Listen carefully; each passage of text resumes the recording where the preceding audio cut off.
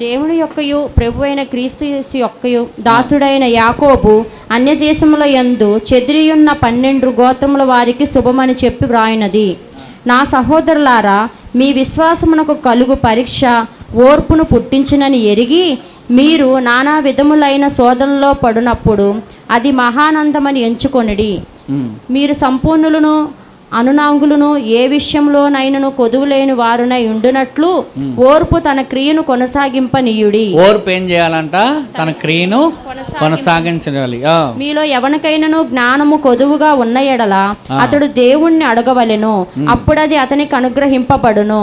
ఆయన ఎవరిని గద్దింపక అందరికి ధారాళముగా దయచేయువాడు. అందరికి ఎలా ఇస్తాడంట దేవుడు? ధారాళముగా దయచేయువాడు. అయితే అతడు ఏ మాత్రము సందేహింపక విశ్వాసముతో అడగవలెను. సందేహించు వాడు గాలి చేత రేపబడి ఎగిరిపడు సముద్ర తరంగమును పోలి ఉన్నాడు. అట్టి మనుష్యుడు ద్విమనస్సుకుడై తన సమస్త మార్గముల యందు అస్థిరుడు గనుక ప్రభువు వలన తనకేమైనను దొరుకునని తలంచుకొనరాదు. దేవునికి స్తోత్రం చెప్పండి. ఈ వచనాల ద్వారా దేవుడు మనతో మాట్లాడును గాక. యాకోబు రాసిన పత్రిక. ఇందులో ఇవన్నీ చెప్పడానికి మనకి ఈరోజు సమయం కుదరదు. ఇక్కడ ఒకటే మొదటిగా మనం చూస్తే ఒకటి గుర్తుపెట్టుకోండి, అడిగిన వారు ఎలాగ అడగాలంట? సందేహించకుండా అడిగితేనే దేవుడు ఇస్తాడు. అది తర్వాత చెప్తాను.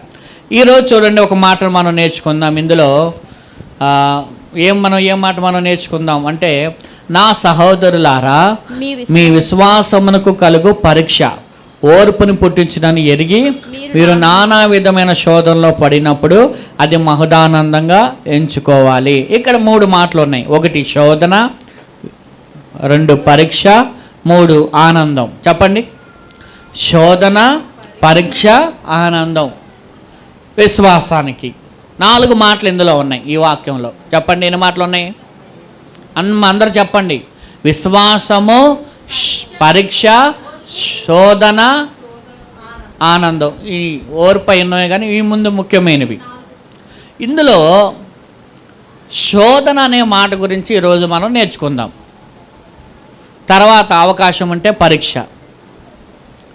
ఇక్కడ మనం గమనించినట్లయితే వీటిలో ఆనందించాలి అంటున్నాడు. కానీ ఒకటి మాత్రం గుర్తుపెట్టుకోండి, మన విశ్వాసానికి పరీక్ష ఉంది. ఏముంది? అందరూ చెప్పండి. మాట్లాడలేదు ఎక్కువ. విశ్వాసానికి ఏముంది? పరీక్ష ఉంది. అయితే ఇక్కడ మనం చూద్దాం, శోధన ఎవరి ద్వారా వస్తుంది? నేను శోధనలో పడ్డాను, నాకు శోధన వచ్చింది అని చాలామంది మాట్లాడతారు కదా.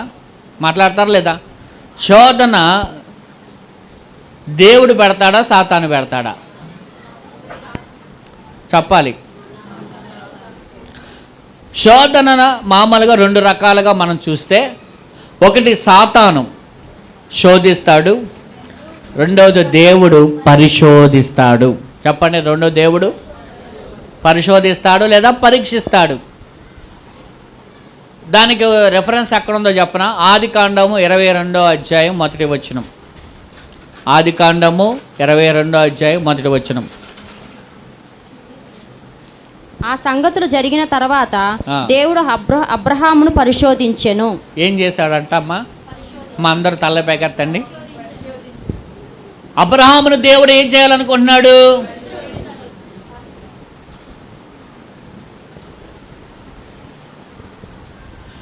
దేవుడు అబ్రహామును ఏం చేయాలనుకున్నాడు అమ్మా? అందరు చెప్పండి. పరిశోధించాలనుకుంటున్నాడు. అంటే ఇప్పుడు దేవుడు శోధిస్తాడా, పరిశోధిస్తాడా? కానీ శోధన అనేది ఎవరి వలన వస్తుందంట? మామూలుగా అయితే సాతాను మనల్ని ఏం చేస్తాడంటే శోధిస్తాడు. చూద్దాం వాక్యంలో.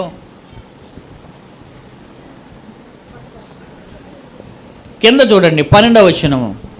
శోధన సహించువాడు ధన్యుడు, అతడు శోధనకు నిలిచిన వాడే ప్రభు తన్ను ప్రేమించిన వారికి వాగ్దానము చేసిన జీవ కిరీటము పొందును. దేవుడు కీడి విషయమే శోధింప నేరడు, ఆయన ఎవరిని శోధింపడు. కనుక ఎవడైనను శోధింపబడినప్పుడు నేను దేవుని చేత శోధింపబడుచున్నానని అనకూడదు. ప్రతివాడును తన స్వకీయమైన దురాశ చేత ఏడోబడి మరులు కొల్పబడిన వాడై శోధింపబడును. అంతే. శోధన ఎలా పడతావంట? దేవుడు ఎవరిని కూడా చాలా స్పష్టంగా మాట్లాడుతున్నాడు యాకోబు. శోధన వచ్చింది, అది దేవుని వల్ల శోధన వచ్చింది అని ఎవరు అనుకోవద్దు. శోధన దేవుడు ఎప్పుడు కూడా, కీడు విషయమే దేవుడు ఎప్పుడు కూడా మనల్ని ఏం చేయడు, శోధించడు. శోధించేది ఎవరు మనల్ని అంటే సాతాను. ఎవరు చెప్పండి? ప్రతి వారు కూడా ఎలా శోధించబడతారంట? వారికి ఉన్న దురాశల చేత. చెప్పండి ఎలాగా? సొంత, స్వకీయ అనగా సొంత, ప్రతివారు సొంత దురాశల చేత శోధింపబడతారు, ఏడవబడతారు. ఇప్పుడు ఏంటి దురాశ? అసలు దురాశ అంటే ఏంటి? ఆశకి దురాశకి తేడా ఏంటి? ఆశ ఏమో, ఆశకి ఆపోజిట్ దురాశ కదా. ఇప్పుడు ఈ ఆశకి దురాశకి తేడా ఏంటి? మీరు చెప్పండి, ఎవరైనా చెప్పండి. ఉన్నది మనకి రావాల్సింది కాకుండా ఎక్కువ ఆశించడమే దురాశ, అంతేనా? దురాశ దుఃఖానికి చేటు అనేది అది స్కూల్లో ఒక బుక్లో కూడా మనకి నేర్చుకున్నాం, బాతుగుడ్డు గురించి. రోజు పెట్టే బాతుగుడ్డు కాకుండా ఒక్కసారే ధనవంతుడు అయిపోవాలని చూసిందే దురాశ. అందుకే దురాశ దుఃఖానికి చేటు అంటారు. కొంతమందికి ఎలా ఉంటాయంటే ఆశలు అత్యాశలుగా ఉంటాయి. చూడండి, దేవుడు ఏది ఇచ్చినా క్రమక్రమంగా ఇస్తాడు. ఎలా ఇస్తాడు? కానీ కొంతమందికి అలా వద్దు, రాత్రికి రాత్రే నేను కోటీశ్వరుని అయిపోవాలి, ఎక్కడైనా ఒక 50 లక్షల సూట్ కేసు దొరికితే బాగుండయ్యా, నా అప్పులన్నీ తీరిపోయి మంచి స్థానం వరకు వెళ్ళిపోతా నేను. ఇలాంటి ఆశలు అన్నమాట. అంటే ఇప్పుడు నువ్వు ధనవంతుడు అయిపోవడానికి ఎవడో దరిద్రుడు అయిపోవాలి, అంతేనా? మనం ధనవంతుడు అయిపోవాలి అని వేరే వాడు ఎవడో అయిపోవాలి. 50 లక్షలు లేదా ₹1 కోటి సూట్ కేసులు దొరికితే బాగుండు, లేదా అక్కడ బంగారం దొరికితే బాగుండు. ఒక్కసారిగా ధనవంతులు అయిపోవాలనేది అత్యాశ. దేవుడు అలా ఇవ్వడు. ఏదైనా దేవుడు ఎలా ఇస్తాడు? క్రమక్రమముగా. దేవుడికి స్తోత్రం చెప్పండి. ఇస్సాకును దేవుడు ఎలా దీవించాడంటే 26వ అధ్యాయంలో క్రమక్రమముగా దేవుడు దీవిస్తాడు. మనకేమో లిఫ్ట్ పద్ధతి కావాలి, దేవుడేమో మెట్లు పరంగానే నేను ఆశీర్వదిస్తానంటాడు. మనం వినం. దేవుడేమో మనల్ని ఎలా ఎక్కిస్తాడంటే ఒక్కో మెట్టు ఎక్కిస్తాడు. కానీ మనమే మెట్లు ఎక్కం. ఏం ఎక్కుతాం? లిఫ్ట్ ఎక్కడ ఉంది? లిఫ్ట్. ఎందుకంటే ఎంత పైకి వెళ్ళిపోవాలన్నా దానికి ప్రయాసపడకుండా వెళ్ళిపోవాలి, కష్టపడకుండా వెళ్ళిపోవాలి అనేది కోరుకునే మనస్తత్వం మంది. లిఫ్ట్ ఉంది, మెట్లు ఉన్నాయి, ఏది ఎక్కుతా అందరూ చెప్పండి? లిఫ్టే ఎక్కుతారు. మెట్లు ఎక్కుతారా? ఎవరెక్కరు మెట్లు? అసలు మెట్లు ఎవరెక్కరు? కూర్చో కూర్చో కూర్చో, ఇక్కడ కూర్చో. ఈ పిల్ల అసలు భయం లేదండి, ఈ పిల్లకి అసలు. ఏమండి?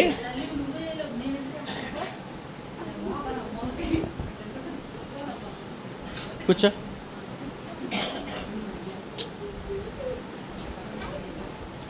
సరే, దేవునికి స్తోత్రం చెప్పండి. ఆ పిల్ల అట్లా మాట.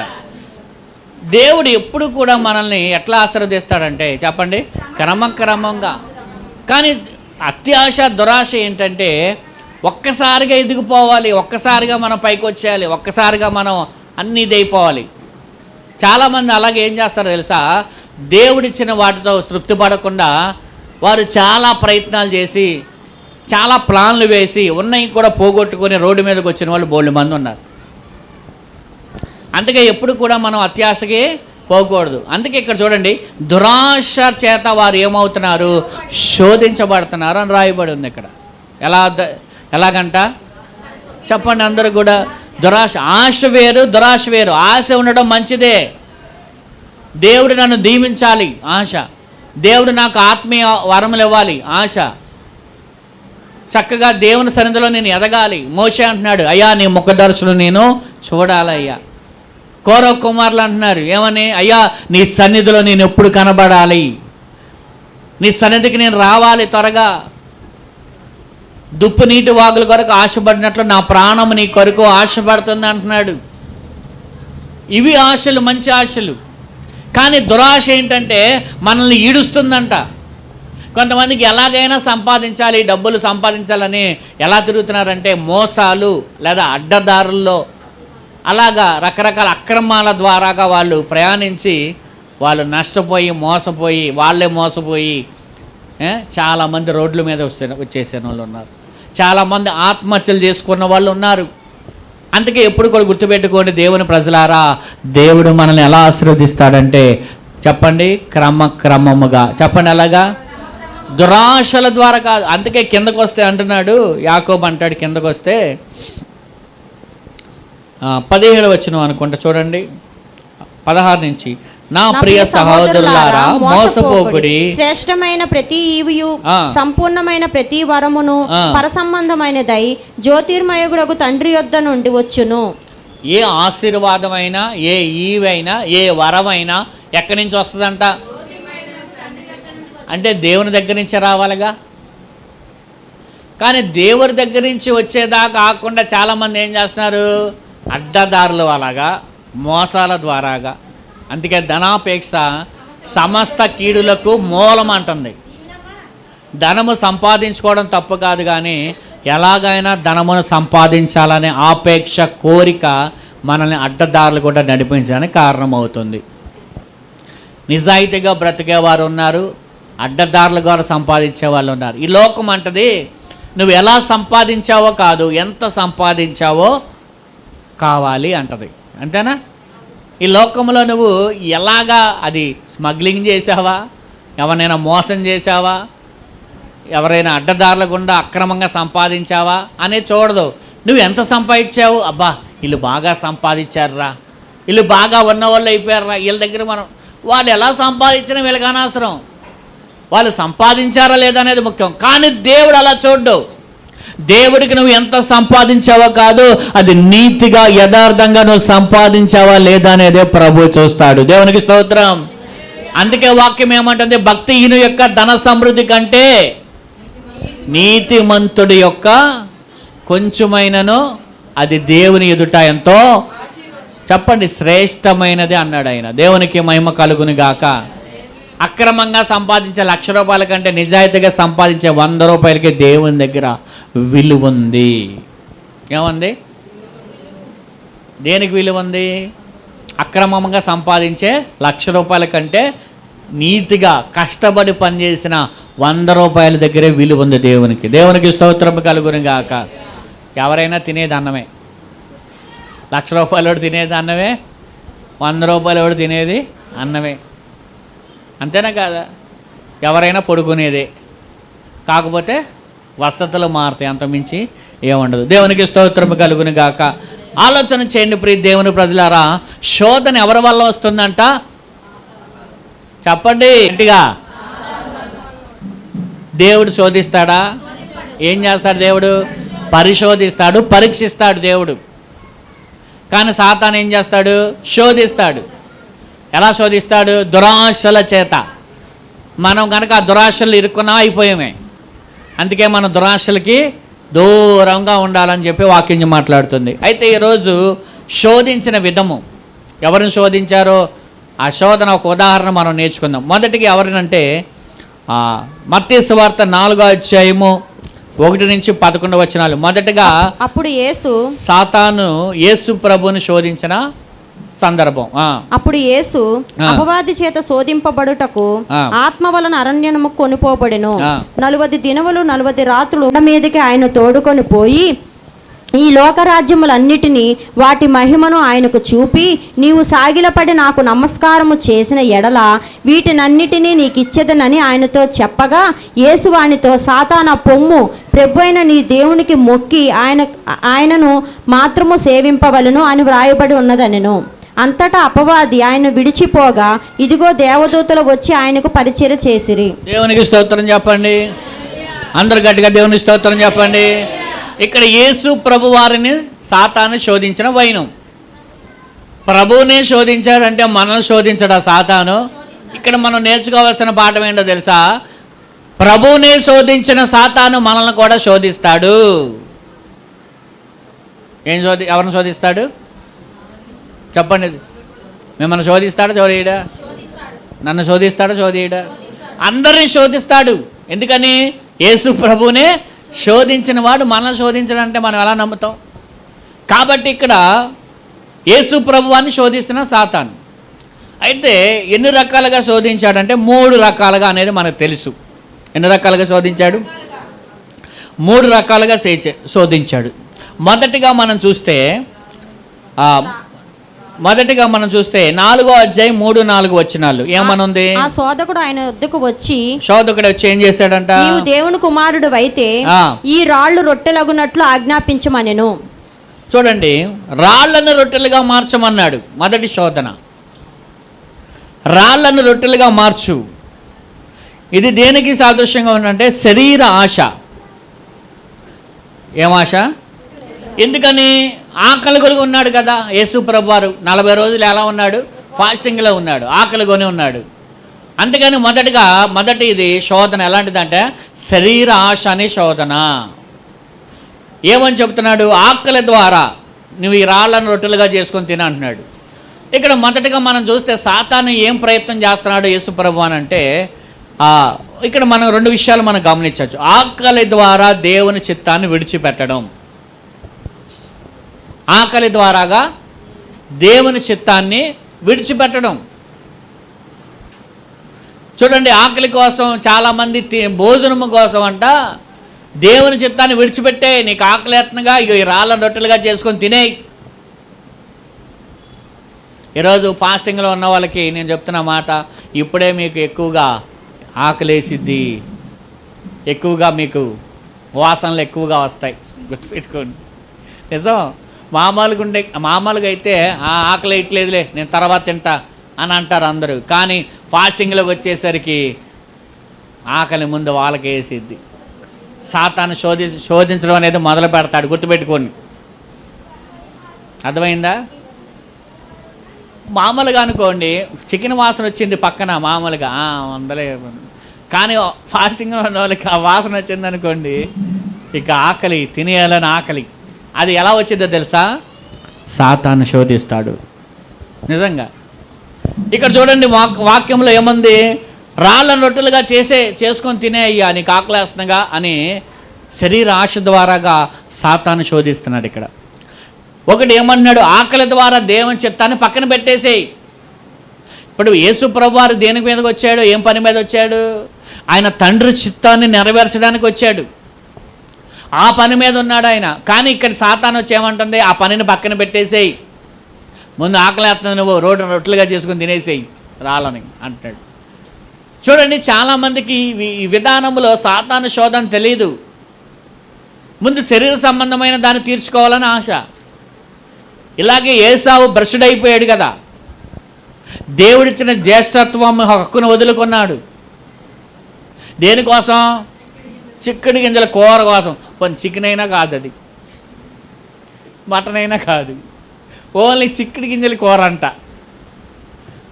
నిజంగా చెప్పండి, చిక్కుడు గింజల కూర కోసం ఏమైనా వదిలేస్తాం మనం? అసలు చాలామంది చిక్కుడుకాయ కూర తినరు. కొంతమంది అయితే అది ఉడికినప్పుడు అది రకమైన వాసన వచ్చిద్దని.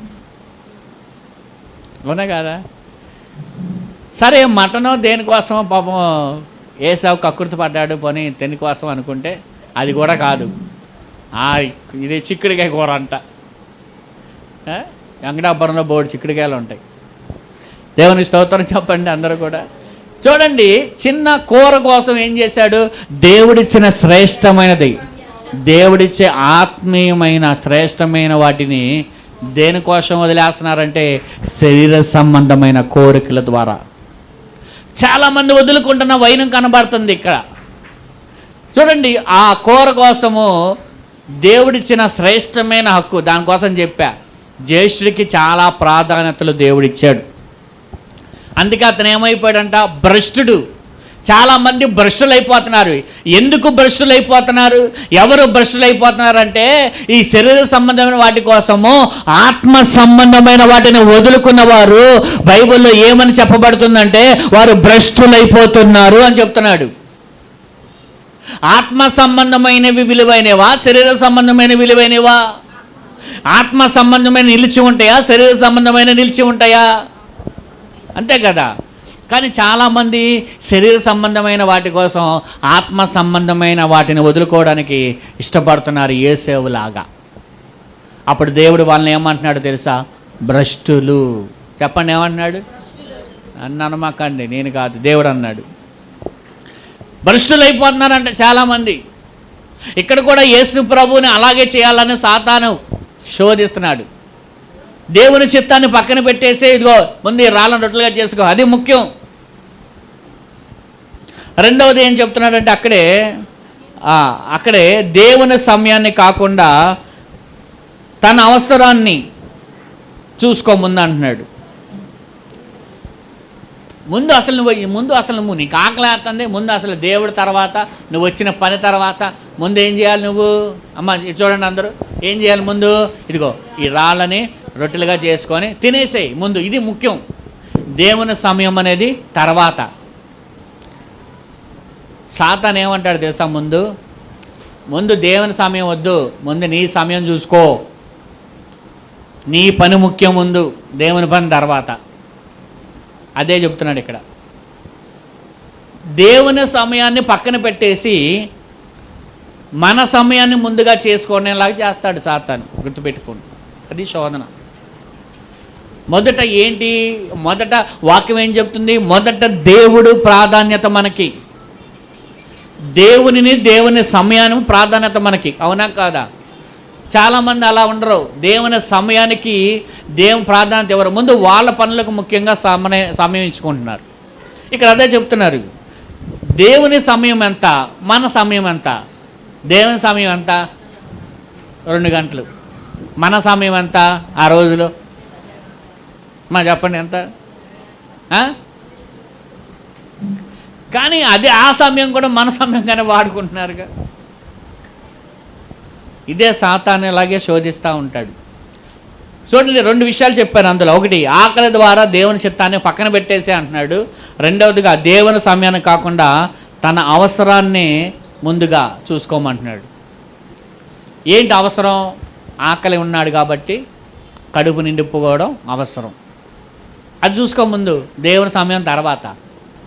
చాలామంది ఇలాగే ఉంటారుగా, దేవుని సమయాన్ని పక్కన పెట్టేసి. ఆలోచన చేయండి. ఇది మొదటి శోధన. అప్పుడు యేసు ప్రభువారు ఏం చెప్పాడు? మనుషుడు రొట్టె వలన మాత్రమే కాదు కానీ దేవుని నోట నుండి వచ్చే ప్రతి మాట వలన బ్రతుకును అని 4వ అధ్యాయము 5-7లో చెప్పాడు. చూడండి, ద్వితీయోపదేశ కాండము 8:3 చూడండి.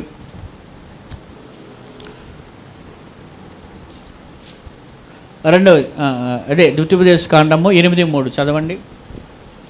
ఆహారము వలనే గాక యెహోవా సెలవిచ్చిన ప్రతి మాట వలన నరులు బతుకుదురని నీకు తెలియజేయుటకు ఆయన నిన్ను అణచి నీకు ఆకలి కలుగచేసి నీవే గాని నీ పితరులే గాని ఎన్నడెరుగని మన్నాతో నిన్ను పోషించెను. దేవునికి స్తోత్రం చెప్పండి. మనుష్యుడు దేని వలన బ్రతుకుతాడంట? దేవుని యొక్క. ఇప్పుడు లోకంలో వారి గురించి కాదు ఈ మాట, దేవుని బిడ్డల గురించి. మనం బ్రతికేది దేని వలన? చెప్పండి అందరూ కూడా. దేవుని మాటే నిన్ను బ్రతికిస్తుంది, దేవుని మాటే నిన్ను నడిపిస్తుంది, దేవుని మాటే నిన్ను ధైర్యపరుస్తుంది. దేవునికి స్తోత్రం చెప్పండి. అందుకే అంటున్నాడు, రొట్టె వలన కాదు మనిషి బ్రతికేది, దేవుని బిడ్డ బ్రతికేది రొట్టె వలన మాత్రమే కాదు, దేవుని మాట వలన. దేవునికి మహిమ కలుగును గాక. యేసు ప్రభువారు చక్కని స్పష్టమైన జవాబు ఎక్కడి నుంచి ఇచ్చాడు తెలుసా? బైబిల్లోంచే ఇచ్చాడు. మనుష్య కుమారుడు, లేదా ఏమని రాయబడి? మనుష్యుడు రొట్టె వలన మాత్రమే కాదు గాని దేవుడు నోట నుండి వచ్చు ప్రతి మాట వలన జీవించును. మనము దేని ద్వారా జీవించాలంటున్నాడు? దేవుని నుంచి వచ్చే మాట. దేవునికి స్తోత్రం చెప్పండి. ఈరోజు ప్రభు మీకు ఏ మాట ఇస్తాడో ఆ మాటను పట్టుకోవాలి మీరు. ప్రభు ఏ మాట మీకు ఇస్తున్నాడు, ఏ మాట ద్వారా మిమ్మల్ని ముందుకు వెళ్ళమంటున్నాడు, ఆ మాటను మనం పట్టుకుంటే దాని ద్వారా మనం దీవించబడతాం, దాని ద్వారా మనం బ్రతుకుతాం, దాని ద్వారా మనం ముందుకు వెళ్తాం, దాని ద్వారా మనం ఆశీర్వదించబడతాం కదా. సరే, రెండవది చూద్దాం. రెండవ మాట ఏంటి? నీవు దేవుని కుమారుడు అయితే. వాక్యంలో ఏమన్నది? మత్తయి సువార్త 5 ఐదో అధ్యాయం. 5 నుంచి చదవండి. అంతటా అపవాది పరిశుద్ధ పట్టణమునకు ఆయన తీసుకొని పోయి దేవాలయపు శిఖరమును ఆయన నిలవబెట్టి, నీవు దేవుని కుమారుడివైతే కిందికి దూకుము. ఏమంది? సాతాను ఏమన్నాడు? రెండవ శోధనలోకి మనం వచ్చామండి. ఇప్పుడు రెండవ శోధనలో ఏమంటున్నాడు? నువ్వు దేవుని కుమారుడు అయితే దేవాలయం పైనుంచి కిందకే దూకు. ఇక్కడ మనం చూస్తే కనుక ఇది జీవపు గర్వం. ఏంటంట? జీవపు గర్వం అనే శోధన రెండవదిగా. చూడండి, దేవదూతలు నిన్ను కాపాడతారుగా, నువ్వు దూకేయచ్చుగా అంటున్నాడు. ఇక్కడ మనం రెండు విషయాలు మనం గమనిస్తే, ఒకటి దేవుణ్ణి పరీక్షించమని ప్రేరేపించడం. ఏమని చెప్తున్నాడు సాతాను? అంటే దేవుడు నిన్ను పట్టుకుంటాడుగా, అంటే దేవుడిని ఏం చేయమంటున్నాడు? పరీక్ష పెట్టు. ఎవరిని పరీక్ష పెట్టాలంట? ఎందుకని? నిజంగా నువ్వు దేవుని కుమారుడు అయితే, దేవుడు నీ తండ్రి అయితే, నువ్వు పైనుంచి ఎక్కి దూకు, దేవుడు తన దూతలను ఆజ్ఞాపించి నీకు దెబ్బలు తగలకుండా వాళ్ళు కాపాడతారు అన్నాడు. అంటే ఎవరిని పరీక్షించమంటున్నాడు ఇప్పుడు దూకేసి? చెప్పండి. దేవుణ్ణి. ఇప్పుడు నువ్వు దూకే ఇక్కడి నుంచి వాళ్ళు పట్టుకుంటారు. నిజంగా పట్టుకుంటే నిజంగా నీ దేవుడు గొప్పవాడే అన్నట్లు చెప్తున్నాడు ఈ సాతాను. అంటే ఏం చేస్తున్నాడంటే, ఏం చేయమనంటే, వాస్తవంగా చెప్పాలంటే దేవుణ్ణి పరీక్షించు. చెప్పండి. దేవుడు మనల్ని పరీక్షించాలా, మనం దేవుని పరీక్షించాలా? ఇశ్రాయేలు ప్రజలు ఎవరిని పరీక్షించారు? అందుకే వాళ్ళు ఏమైపోయారు? దేవుణ్ణి మనం పరీక్షించకూడదు, గుర్తుపెట్టుకోండి. దేవుణ్ణి పరీక్షిస్తున్నామంటే అది ఎవరి శోధన? ఎవరి ద్వారా వచ్చిన శోధన? అది గుర్తుపెట్టుకోండి. మనం దేవుణ్ణి పరీక్షించేంత టోలం కాదు మనం. దేవుడు మనల్ని పరీక్షిస్తాడు, కానీ మనల్ని మనం పరీక్షించుకోవాలి. మనల్ని మనమే పరీక్షించుకోవాలి, కానీ దేవుణ్ణి పరీక్షించకూడదు. చాలామంది ఏం చేస్తారంటే, ఇది నాకు ఇస్తే నువ్వు దేవుడు అని ఏమంటారండి వీళ్ళు? ఇది నాకు చేస్తే, ఇది నాకు చేయి ప్రభు, నిజంగా నువ్వు దేవుడు అని ఒప్పుకుంటా. అంటే దేవుడికి ఆయన దేవుడు అని రుజువు ఏం చేస్తారు వీళ్ళు? పరీక్ష పెడతారు. అంటే ఇప్పుడు ఆయన అంటే వీళ్ళు చెప్పకపోతే ఆయన దేవుడు కాకుండా పోతాడా? ఇప్పుడు వీళ్ళు ఎలా బ్లాక్మెయిల్ చేస్తారు చెప్పనా? ప్రభువా నాకు ఇది చెయ్యి, ఇది చేస్తే నువ్వు నిజంగా దేవుడని ఒప్పుకుంటా. అంటే నువ్వు ఒప్పుకోకపోతే ఆయన దేవుడు అవడా? ఆయన చేస్తాడో లేదో ఆయన ఇష్టం. నీ బ్లాక్మెయిల్ ఏంటి ఇక్కడ? కొంతమంది అలా చేస్తారు. నువ్వు నిజంగా దేవుడు అయితే ఇది జరిగించు ప్రభా, అప్పుడు నమ్ముతా. ఎవరిని పరీక్షిస్తున్నారు వీళ్ళు? దేవుడు ఏమంటున్నాడు? నువ్వు అడిగినప్పుడు కాదు, నాకు తగిన సమయం ఉంది నేను ఇస్తా. దేవుడు ఎప్పుడు ఇస్తాడంట? నువ్వు అడిగావని చేయడు. అంటే అడిగిన వారికి ఇస్తా అన్నాడుగా దేవుడు అంట అని అనొచ్చు మీరు. ఇస్తాడు, కానీ నీకు ఉపయోగపడే సమయంలో దేవుడు ఇస్తాడు. నీకు మేలు కరిగే సమయంలో దేవుడు ఇస్తాడు. దేవునికి స్తోత్రం కలుగునుగా. తల్లంది, అయ్యా ఇక్కడ ద్రాక్షారసం అయిపోయింది, కొంచెం చూడయ్యా. ప్రభు అంటున్నాడు, అమ్మా నాతో నీకేమి? అంటే దేవుడు ఎవరికైనా ఒక సమయం పెట్టాడు. ఆ సమయం కొరకు మనం ఏం చేయాలి? ఎదురు చూడాలి దేవుని కార్యాల కొరకు. కానీ మనం ఇక్కడ ఏమైపోతున్నాం అంటే నిరుత్సాహపడిపోతున్నాం. మనలో ఏమొచ్చేస్తుందంటే నీరసం వచ్చేస్తుంది, నిరుత్సాహం వచ్చేస్తుంది, నిరాశ కలిగిస్తుంది. ఎప్పుడు నిరాశ వచ్చిందో తెలుసా? ప్రార్థనకి జవాబు రాకపోయినా కొన్ని అపజయాలు మనల్ని వెంటాడినప్పుడు మనకి నిరాశ ఎదురవుతుంది. ఇప్పుడు మనం ఒకటి అనుకుంటాం, అది జరగలేదనుకో, ఏమొస్తుంది మనకి? చెప్పండి, నిరాశ. అలాగే అపజయాలు మనకి ఎదురవుతున్నాయి అనుకోండి, ఎప్పుడు చూసినా ఏమొచ్చింది మనకి? అప్పుడు దేవుని మీద ఆసక్తి ఏమైపోతుంది? తగ్గిపోతుంది. కానీ అలా ఉండకూడదుగా. మనం దేవుని పరీక్షించే వారంగా మనం ఉండకూడదు. దేవుడు ఎప్పుడైనా సరే మేలు చేసేవాడా, కీడు చేసేవాడా? దేవునికి స్తోత్రం చెప్పండి. అయితే మరి మేలు చేసే దేవుడు నీ విషయంలో ఎందుకు అన్యాయం చేస్తాడు? నీ విషయంలో ఎందుకు దేవుడు చేయకుండా ఉంటాడు? ఖచ్చితంగా దేవుడు ఏం చేస్తాడు మేలు. కానీ నువ్వు కొంత ఓపిక పట్టు ఉండాలంటున్నాడు. అందుకే దేవుడు సహనము కలిగి ఓర్పు కలిగి నువ్వు ఉన్నట్లయితే నువ్వు దేవుని కార్యమును నువ్వు చూడగలుగుతావు. దేవునికి స్తోత్రము కలుగును గాక. సాతాను నీ జీవితంలో వాడు ఏం చేస్తాడంటే నిరాశలు, నిరుత్సాహానికి గురి చేస్తున్నాడు. ఈరోజు సాతాను లేదా నెహమ్యా గోడ కట్టకుండా ఉండడానికి కొన్ని ఆటంకాలు నేర్చుకున్నాం అక్కడ. అందులో ఒక ఆటంకం ఏంటో తెలుసా? నిరుత్సాహం. చెప్పండి. నిరుత్సాహం కలిగించారంట వాళ్ళు. ఎవరికి? ఈ గోడ కట్టే వాళ్ళకి. నిరుత్సాహం కలిగిస్తే గోడ కడతారా, కట్టలేరా? చెప్పండి. నిరుత్సాహం ఉంటే నువ్వు ప్రార్థన చేస్తావా? నిరుత్సాహం ఉంటే నువ్వు దేవుని మందిరానికి వస్తావా? నిరుత్సాహంగా ఉంటే నువ్వు ఏది చేయలేవు కదా. అందుకే సాతాను నీలో ఏం నాటుతాడంటే, చెప్పండి, నిరుత్సాహం అనే బీజాన్ని వాడు నాటుతాడు. నువ్వు ఎంత ప్రార్థన చేసినా దేవుడు నీ పక్షంగా కార్యం చేయడు. దేవుడు నిన్ను విడిచిపెట్టాడు. అందరికీ జరుగుతున్నాయి, నీకు మాత్రం జరగట్లేదని సాతాను నిన్ను నిరుత్సాహపరుస్తానికి వాడు ఎంత మాత్రం కూడా ప్రయత్నం చేస్తానే ఉంటాడు. కానీ దేవుని బిడ్డ గుర్తుపెట్టుకో, ఈ రోజు కాకపోతే రేపు, రేపు కాకపోతే ఎల్లుండి ఖచ్చితంగా నీ పక్షముగా దేవుడు నిన్ను ఏం చేస్తాడు? ఆశీర్వదిస్తాడు. గట్టిగా దేవునికి స్తోత్రం చెప్పండి. ఎందుకంటే ఆశీర్వాదానికి వారసులు అవ్వడానికి దేవుడు మిమ్మల్ని పిలిచాడు. దేనికి పిలిచాడంట? ఆశీర్వాదానికి వారసులు అవ్వడానికే పిలిచాడని పేతురు బల్లగుద్ది చెప్తున్నాడు తన పత్రికలో. సాతాను ఏం చేస్తాడంటే నిన్ను నిరుత్సాహపరుస్తూ ఉంటాడు ప్రతి విషయంలో కూడా. నీకు కలిగే అపజయాల వల్ల, నీకు కలిగే పరిస్థితుల వల్ల, నీకు కలిగే ఇబ్బందుల వల్ల, నువ్వు అడిగిన వాటికి జవాబులు రాకపోవడం వల్ల, నువ్వు ఆశించినవి నువ్వు పొందుకోకపోవడం వల్ల నీకు కొన్ని నిరుత్సాహంగా కొన్ని సందర్భాల్లో సాతాను నిన్ను ప్రేరేపిస్తాడు. కానీ గుర్తుపెట్టుకోండి దేవుని బిడ్డ, అందుకే అంటున్నాడు ఎబ్రీ గ్రంథకర్త 6వ అధ్యాయంలో, ఈ ఆసక్తి ఎప్పటి వరకు ఉండాలంట? తుదం మట్టుకొని ఆసక్తి నువ్వు కనబరచాలి. దేవునికి స్తోత్రం. ఓర్పును వదిలేయమాక. ఏం చేయకూడదు? నిరీక్షణను విడిచిపెట్టమాక. ఖచ్చితంగా దేవుడు ఏం చేస్తాడో తెలుసా? తన మేలులతో నిన్ను తృప్తిపరచునుగాక. ఇందాకే చెప్తాడు. ఏం చెప్పాడు? 2 రకాలైన మేలులు దేవుడు మనకిచ్చాడు. 1 దాచి ఉంచిన మేలు, 2 సిద్ధపరచిన మేలు. దేవుడు నీ కొరకు సిద్ధపరిచాడు మేలుల్ని. దేవుడు నీ కొరకు దాచి ఉంచాడు మేలుల్ని.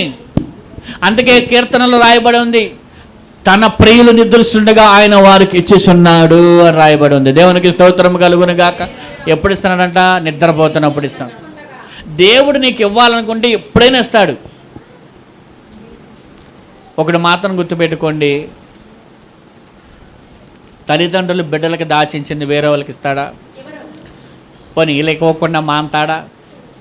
ఖచ్చితంగా ఇస్తాడు. అది ఆ సందర్భం వచ్చినప్పుడు దేవుడు మనందరికీ అవన్నీ ఇచ్చునుగాక. ఏం చెప్పా మీకు? దేవునిని పరీక్షించమని ప్రేరేపించడం. రెండవదిగా మనం చూస్తే అద్భుతాల ద్వారా తను నిరూపించుకోవాలని పరీక్ష పెడుతున్నాడు, ప్రలోభ పెడుతున్నాడు సాతాను. అద్భుతాల ద్వారాగా అంటే ఇప్పుడు ఏంటి? అక్కడి నుంచి దూకేస్తే ఏమవకుండా అద్భుతంగా కాపాడబడాలి, నువ్వు కాపాడబడితే ఒప్పుకుంటా అన్నట్లుగా. నువ్వు నిజంగా దేవుని కుమారుడు అయితే అంటున్నాడు. ఏమంటున్నాడు చెప్పండి అమ్మ, అందరు చూడండి. నువ్వు నిజంగా దేవుని కుమారుడు అయితే ఆ చచ్చిపోయిన అబ్బాయిని బతికించాను అన్నారు అనుకోండి ఎవరైనా, నేను నిజంగా దేవుని కుమారునే, నేను బతికిస్తాను చూడంటే ఏమైంది? నిజంగా దేవుడు కృప ఉండి దేవుడు నీకు చెప్తే నువ్వు వెళ్ళొచ్చు, చేయొచ్చు. అలా కాకుండా వాళ్ళు రెచ్చగొట్టారని చెప్పి నువ్వు వెళ్ళిపోయామనుకోండి అక్కడికి, ఏమైద్ది చెప్పండి? దేవునికి నువ్వు నవ్వులు పాలైపోతావు. సాతాను ఏమన్నాడు తెలుసా యేసుప్రభుని? నువ్వు నిజంగా దేవుని కుమారుడు అయితే ఆ సిలువ దిగి రావయ్యా అన్నాడు. అసలు ఏమనుకుంటున్నావు నా గురించి? సాతానా నువ్వు అని చెప్పి యేసుప్రభు సిలువ దిగి వచ్చాడా? రాలా. ఇప్పుడు అదే అంటున్నాడు, అద్భుతాల ద్వారా నిన్ను నువ్వు నిరూపించుకోవని ప్రలోభ పెడుతున్నాడు. నిజంగా నువ్వు దేవుని కుమారుడు అంటే పైనుంచి దూకయ్యా, దేవుని కాపాడతాడుగా నిన్ను అంటున్నాడు. దేవుణ్ణి పరీక్ష పెట్టమంటున్నాడు. రెండోది అద్భుతాల ద్వారా నిన్ను నువ్వేం చేసుకోవాలి? నిరూపించుకోమంటున్నాడు. ఇక్కడ 2 మాటలు చెప్తున్నాడు ఇక్కడ. రెండవ శోధన. కానీ ప్రభు ఏం చెప్పాడు? ద్వితీయోపదేశకాండము 6:16. ద్వితీయోపదేశకాండము 6:16 చదవండి. మా చదువు. మీరు ఆ. మస్సాలో మీ దేవుడైన యెహోవాను శోధించినట్లు ఆ. ఆయన్ను శోధింపకూడదు. మీ దేవుడైన యెహోవా ఆజ్ఞలను అనగా ఆయన నీకు నియమించిన శాసనములను కట్టడలను జాగ్రత్తగా ఆచరింపవలెను. చాలండి. ఇదే మాటని యేసుప్రభు వారు కూడా ఏమన్నాడు? నీ దేవుడిని నేను శోధించకూడదని నీకు తెలీదా అన్నాడా లేదా? వాక్యం ద్వారానే సమాధానం చెప్పాడు. మూడో శోధన 4వ అధ్యాయం మత్తయి సువార్త 8:10. మరలా ఆ. అపవాది మిగులు ఎత్తైన ఒక కొండ మీదకి ఆయన తోడుకొని పోయి ఆ. ఈ లోక రాజ్యములన్నిటినీ వాటి మహిమను ఆయనకు చూపి ఆ. నీవు సాగిలపడి నాకు నమస్కారము చేసిన ఎడల ఆ. వీటినన్నిటినీ నీకు ఇచ్చేదనని ఆయనతో చెప్పగా. చాలండి. మూడవ శోధన. మొదటి శోధన రొట్టెను రాళ్ళగా చేసుకోమన్నాడు. రెండవదిగా దేవాలయం పెంచి కిందకి దూకమన్నాడు. మూడవ శోధన ఏమన్నాడు తెలుసా? ఈ లోక రాజ్యములన్నీ నీకు ఇస్తాను, నన్ను ఆరాధించి నాకు నమస్కారం చేయంటున్నాడు. ఈ మూడవ శోధనలు ఏమన్నాయి చెప్పనా? 1, నేత్రాశ ఉంది, చూపిస్తున్నాడు కన్నులకి, అవునా? 2, అధికారం ఉంది, ఏమంటున్నాడు?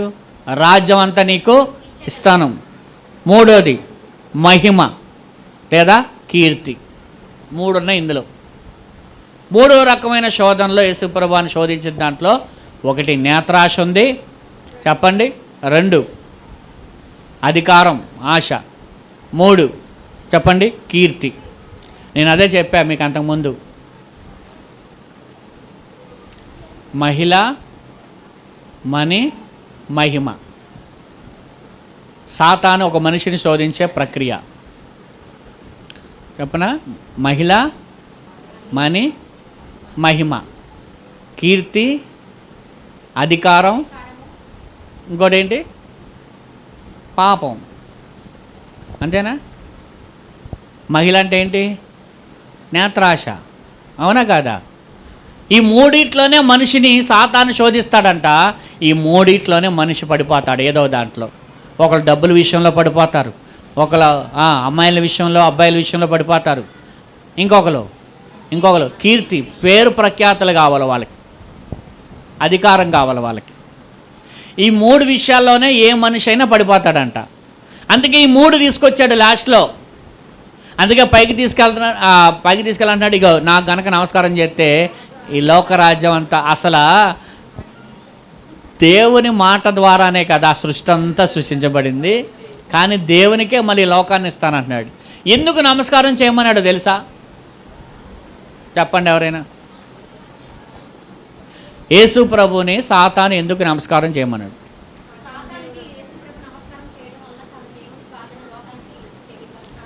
అంటే యేసు ప్రభు కంటే సాతానే దేవుడని నిరూపించుకోవడానికి. ఆల్రెడీ తన మనసులో అన్నందుకే కదా దేవుడి కిందకు దూసేశాడు. ఎవరిని? ఆ ఆశను ఏం చేయాలి ఇప్పుడు దేవుడు ఎవరో? యేసు ప్రభు వారే కదా. ఇప్పుడు యేసు ప్రభు వారు కాళ్ళకి నమస్కారం చేస్తే ఎవరు దేవుడు అవుతారు అప్పుడు? అంటే యేసు ప్రభు కంటే పైన ఎవరున్నట్టు? అట్లాగా ఆలోచన చేశాడు సాతాను. 3 రకాలుగా శోధించాడు ఇక్కడ. చెప్పండి. కన్నులు, నేత్రాశ. చెప్పండి నేత్రాశ. చూసిన దానిని బట్టి శోధిస్తూ ఉంటాడు.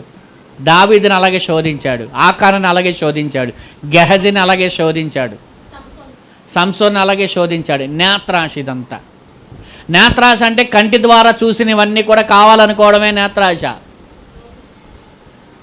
లోతు కూడా నేత్రాశే. కానీ ఒక మాట గుర్తుపెట్టుకోండి, ఎంత పెద్ద బలవంతులైనా సరే నేత్రాశ ద్వారా లోబర్చుకున్నాడు సాతాను. దావీదు గురించి మనం నేర్చుకుంటే కనుక దావీదంత ఆత్మీయ బలవంతుడు ఎవరు లేరంట నేను. ఎందుకంటే దావీదు గురించి దేవుడే సాక్ష్యం ఇచ్చాడు. ఇతను నా హృదయానుసారుడు, ఇతడు నేను కోరుకున్న వ్యక్తి, ఇతడు నేను మెచ్చుకున్నవాడు అని దేవుడే సాతాను గురించి దేవుడే దావీదు గురించి సాక్ష్యం ఇస్తుంటే అలాంటి దావీదుని నేత్రాశతో పడగొట్టేశాడు శోధించి. మరి మనం ఎంత?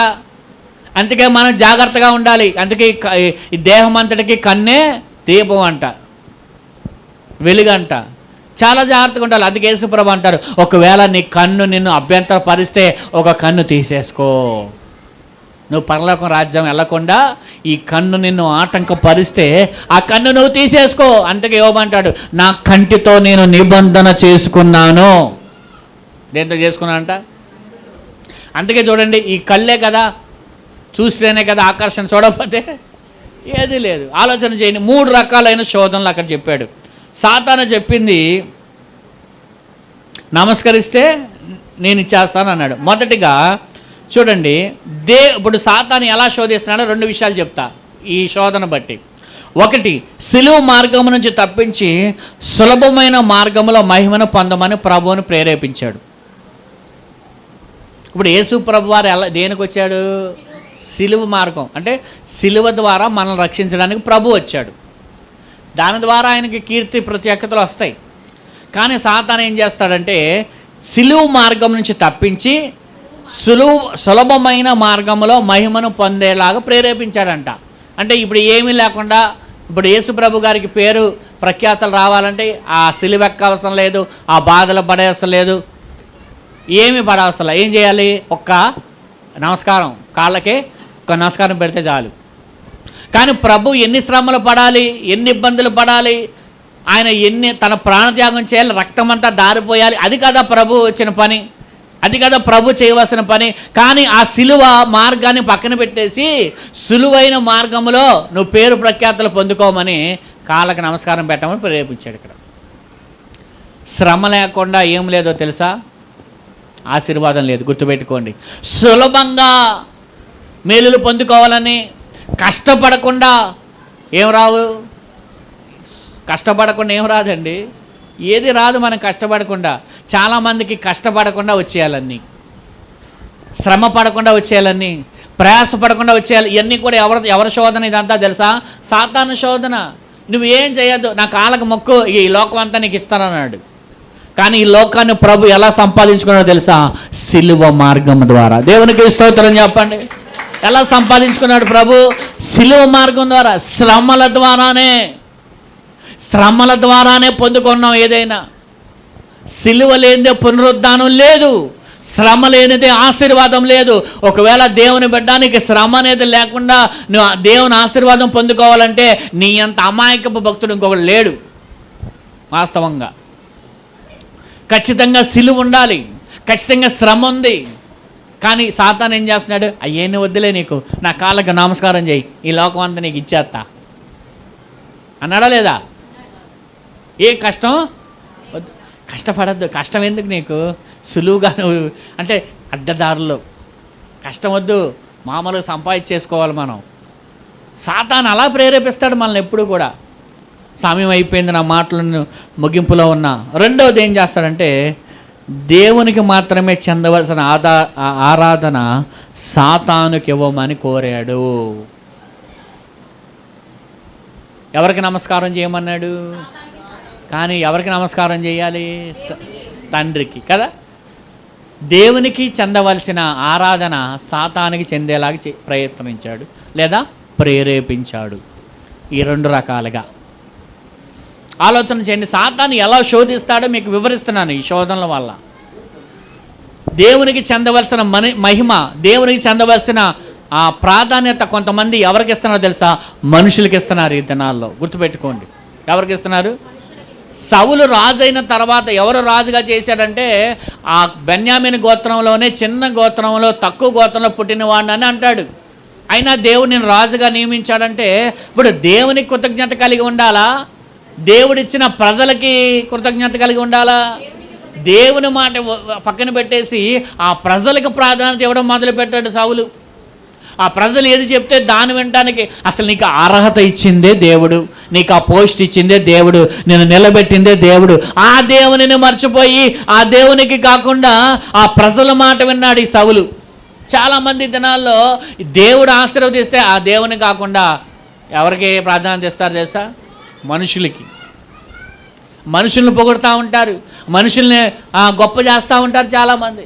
ఆ వ్యక్తి లేకపోతే నేను ఇలా ఉండేవాడిని కాదంటారు. ఎవరో? దేవుని బిడ్డలు. ఇచ్చింది ఎవరో చెప్పండి? ఇచ్చిందేమో దేవుడు, కానీ చెప్పేదేమో మనుషుల్ని. ఆరాధన ఎవరికి చెందాలి? మనుషులకి మహిమ వెళ్ళకూడదు, నా మహిమను వేరేవారికి ఇచ్చేవాడని కాదన్నాడు దేవుడు. కాబట్టి ఆలోచన చేయండి. ఇక్కడ కూడా యేసు ప్రభువారు ఏం చెప్పాడు? ద్వితీయోపదేశ కాండము 6:13 చూడండి చివరిగా. 6:13 నీ దేవుడైన యెహోవాకు భయపడి ఆ. ఆయనను సేవించి ఆ. ఆయన పేరిట ప్రమాణము చేయవలెను. ఆ. మీరు ఇతర దేవతలను అనగా చాలండి. నీ దేవునికి మాత్రమే చెందవలసిన ఆరాధన ఎవరికి ఇవ్వకూడదు? సాతానికి ఇవ్వకూడదు అని చెప్పాడు. అదే అన్నాడు కదా యేసు ప్రభువారు కూడా. ఏమన్నాడు మత్తయి సువార్తలో? మత్తయి సువార్తలో ఏమన్నాడు? ప్రభువైన నీ దేవునికి మొక్కి ఆ. ఆయనను మాత్రమే సేవింపవలెను అని వ్రాయబడి ఉన్నదనెను. దేవునికి స్తోత్రము కలుగును గాక. సాతాను శోధనలు జయించాలంటే యేసు ప్రభు మనకు చెప్పిన శ్రేష్టమైన పద్ధతి ఏంటో తెలుసా? వాక్యము ద్వారా. అందుకే ఈ 3 వాక్యాలు మీకు చూపించా. ఈ 3 చోట్ల కూడా యేసు ప్రభు వారు సాతాన్ని ఎలాగ శోధనను ఎదుర్కొన్నాడో తెలుసా? వాక్యం ద్వారా. ఎలాగండి చెప్పండి? వాక్యం ద్వారా ఎదుర్కొన్నాడు, వాక్యం ద్వారానే జయించాడు. అందుకే మన హృదయంలో ఏముండాలి? వాక్యం ఉండాలి. అదే మనకి మొదటి యోహాను 2:16 కూడా ఈ 3 శోధనల గురించి వివరించబడ్డాయి. చూడండి 2:16. మొదటి యోహాను 2:16 చూడండి. ఈ 3 శోధనలు లోకంలో ఉన్నదంతయు అనగా శరీరాశియు నేత్రాశియు జీవపు డమ్మును తండ్రి వలన పుట్టినవి కావు, అవి లోక సంబంధమైనవే. లోకము చాలండి. ఇవన్నీ కూడా చెప్పండి. అందుకనే శోధన వచ్చినప్పుడు భావోద్వేగముల ద్వారా కాక వాక్యము ద్వారా స్పందించి జయించాలి. దేవునికి స్తోత్రం చెప్పండి. ఉద్రిక్తడం వల్ల కాదు. సాతాను శోధన మనకు వచ్చిందండి, దాన్ని ఎలా జయించాలి? భావ ఉద్రేకతల వల్ల కాదు, వాక్యము ద్వారా స్పందించి సాతాను తంత్రములను వాడి శోధనలు మనం జయించాలి. దేవునికి స్తోత్రం చెప్పండి. శోధన 2 రకాలు. 1 సాతాను ద్వారా, 2 దేవుడు శోధించాడు, దేవుడు పరిశోధిస్తాడు. ఇప్పుడు సాతాను శోధన ఎలాగ ఉంటుంది అనేది మనం ఉదాహరణగా యేసు ప్రభు వారికి సాతాను శోధించిన 3 శోధనలు. 1 శరీరాశ చెప్పండి, 2 కాదు జీవపు డంబం లేదా గర్వం, 3 శరీరాశ, నేత్రాశ, జీవపు డంబం. ఈ 3. ఈ 3 2 పాయింట్లు మీకు చెప్పా. కాబట్టి ఆలోచన చేయండి. సాతాను శోధించినప్పుడు వారి శోధనలో పడకుండా శోధనలో మనం నిలిచి గెలిచే వారంగా ఉందము గాక. ఈ వాక్యము దేవుడు దీవించును గాక.